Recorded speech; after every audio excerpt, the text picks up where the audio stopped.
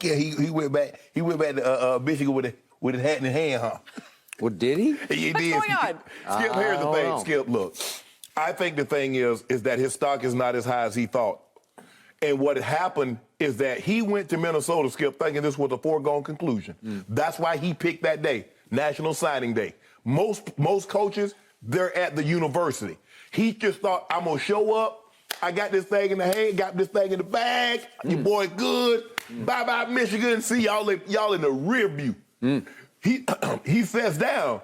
They start asking questions. Probably about 5-10 minutes in, he realized, I ain't got this job yet. They asking me real questions. I thought it was going to be, hey, we glad to have you aboard, Jim. Well, they already had one discussion before that. I also think, Skip, is that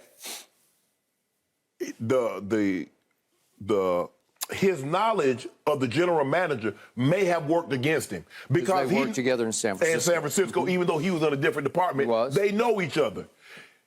I keep hearing about culture and how they want to be and how they want a collaborative issue.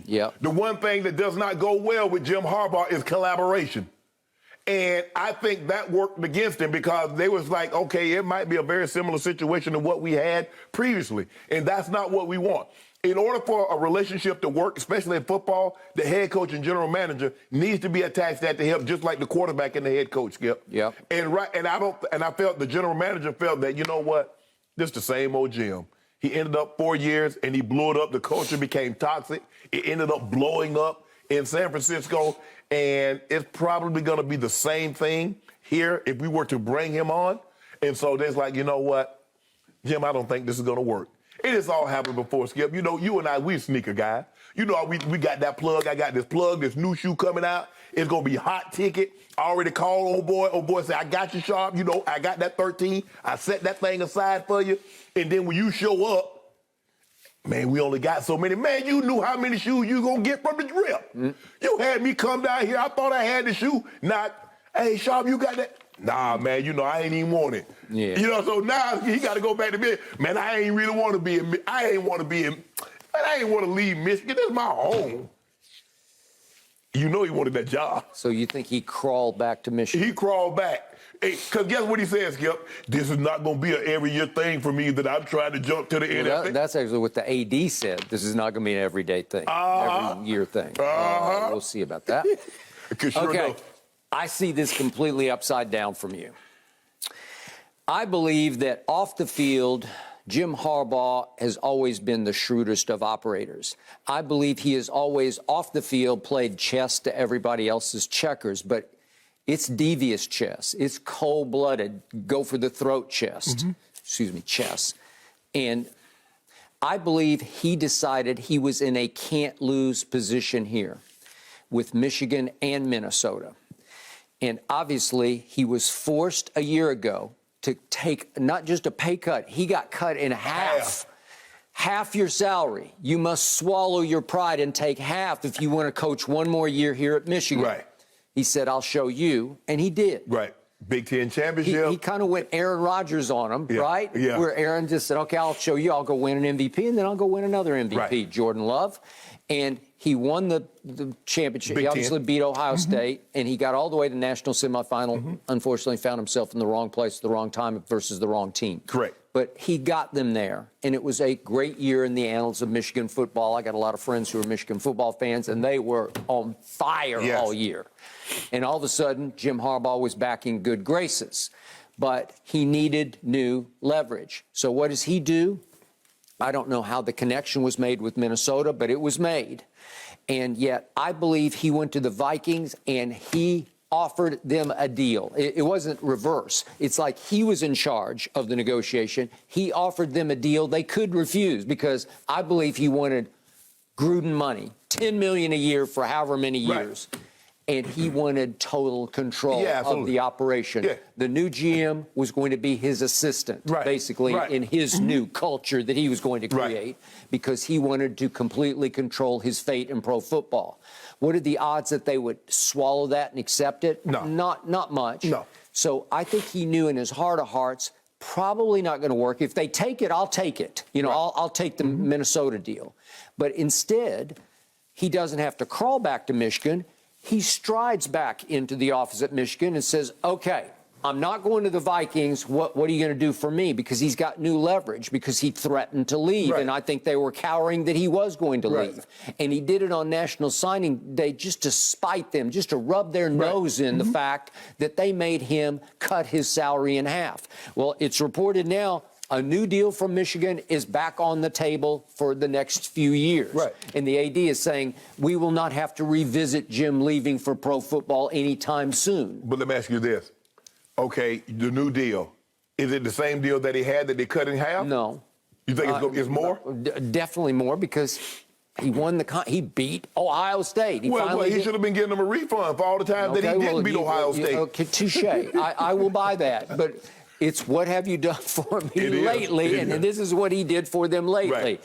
And they feel like they're back, and they still, as much as he threatened that class yesterday, they still went up with the number 8 overall class. Right. That'll put you back in position to win. And plus, the thing is, I mean, I don't believe Minnesota was going to go to what Michigan is going to pay him, $8 million a year. I don't think they were going to go to that. I think they're more in line of probably $5 million a year, something of that nature. And somewhat, like you said, Skip, a collaborative event. They saw what he did. Skip, he wants control. And he and Trent Baalke ended up butting heads, and it blew up in San Fran. So, but Skip, I believe that he thought he had the job, and he had the job and was going to get what he wanted. I don't know. It seemed like a long shot to me, but whatever. And by the way, my 2 cents on Jim Harbaugh, I told you, I don't like him. I've been around him some back in the day. Yeah. He is very difficult to deal with, to get along with. Well, he's annoying. But he can coach. Yeah. Because he took that San Francisco team and turned it right around. He was turning around there. He turned around Stanford. He turned around San Diego. Remember that University of. Yeah. And yet he went 3 straight years with the 49ers to 3 straight championship games. And we showed the video yesterday. The second year, if not for Jim Harbaugh, I'm not sure there would be a Colin Kaepernick. Actually, he should have went, the first year, Skip. Yep. Because if Alex Smith could complete any passes. Yeah, because he got Eli'd at home in the NFC Championship game. But they had a home NFC Championship game to get to the Super Bowl. Then they got to the game against his brother, obviously, and the Ravens. Right. And we got Colin Kaepernick, thanks to Jim Harbaugh, throwing into the end zone to Crabtree, and it's just blatant interference. They should have had it 1st and goal at the 1. It's a grab. It's a hold. I mean, today, like you said this yesterday, they call that, right? Come on. Are you kidding me?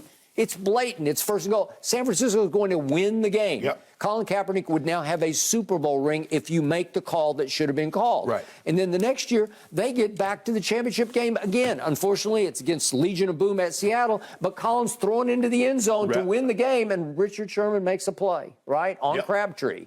And it gets tipped up, and Smith catches it, right? Yep. Okay? So 3 straight championship games and should have had a championship. Right. Well, again, difficult to get along with, short shelf life, because he's just going to burn up. He's going to burn you out and burn himself out. Correct. Would I take a shot? I would have taken a shot. I just say. So if you're the Vikings, you think the Vikings missed out on this? I do, but I'm saying if I ran the Vikings, I don't care if I ran anybody. If I ran Jacksonville or Miami or New Orleans or Houston, I'm just saying, give me Jim Harbaugh. He is the most accomplished candidate on the market by far. Yeah. Right? But I think the history of what they saw him do. Okay, I got it. Well, so teams will be hesitant to give him control. A lot of owners and GMs just say, I don't want the headache. Right. Well, do you want a championship or at least the ability to compete for one? Because he'll give it to you if you'll let him have Well, then your Cowboys should have went and got him then. Hey, I'll take him. Would I take him over? Drop the mic. Please drop the mic. You take anybody. You take me over. Drop the mic. You take anybody. If Jerry would hire you tomorrow, I would give you up to coach my Cowboys. Except you hate them, so you'd sabotage them. No, I wouldn't do that. I mean, that seems to be the going rate. We get some high draft picks. I guess so. So one last thought on the Vikings situation. Now, reportedly, it's Kevin O'Connell from the Rams. Right. who does not call plays. Here we go again. Man, like, you know that ain't that's not a stipulation. What tells you that a Kevin O'Connell, who's actually, look at his track record, he's bounced all around the league, and I'm not saying he's not a... I guess he was a player, too, I guess. He was pretty good. I think he was like a third-round pick once upon a time. He was with Belichick for a little while and threw a few passes in the league. Okay, I'll give you all that. But what qualifies him to be the leader of men, the commanding officer of the Minnesota Vikings? He has done what to accomplish that? Has he led a football? He has not. No. So you telling me he doesn't call plays? So he doesn't call plays here in L.A.? Well, you know who calls the plays. Hold on. Coach McYay. They've been telling Eric Bieniemy that he doesn't call the plays, and you need to call the plays. Okay, I got it. So I was talking to our friend John Wooten, who oversees a lot of the black coach movement. Yes, and he told me this is what was the night this broke? 2 nights ago. Right. John is telling me, because he's overseeing and he's in close contact with Raheem Morris, and he said, I think Raheem's their top candidate in Minnesota. Right. Well, guess what?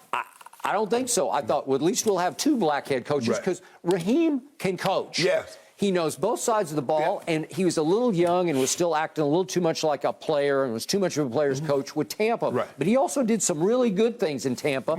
He is a leader of men. Yes. He is far more proven and accomplished to me than Kevin O'Connell. That's just me. And I'm not saying Kevin O'Connell can't coach. It's just an X factor. Right. Who knows whether he could be a head coach or not? Here we go again. That doesn't matter. Okay. Zach Taylor didn't call plays either. I mean, he's in the swing, and he's rewarded Cincinnati, but he didn't call plays. Well, Matt Nagy didn't call plays. There are a lot of guys that didn't call plays. It seems to be, if you're black, you need to call plays or be a decent. There you go. That's the rule. I mean, that's what. I mean, I don't really know how else to get around it, Skip. It's simple as that. I think you're right. Thank you for watching. You can subscribe here to get the latest from the show, and be sure to check out more of the best clips from Undisputed, or go watch a few other segments from our other shows on FS1.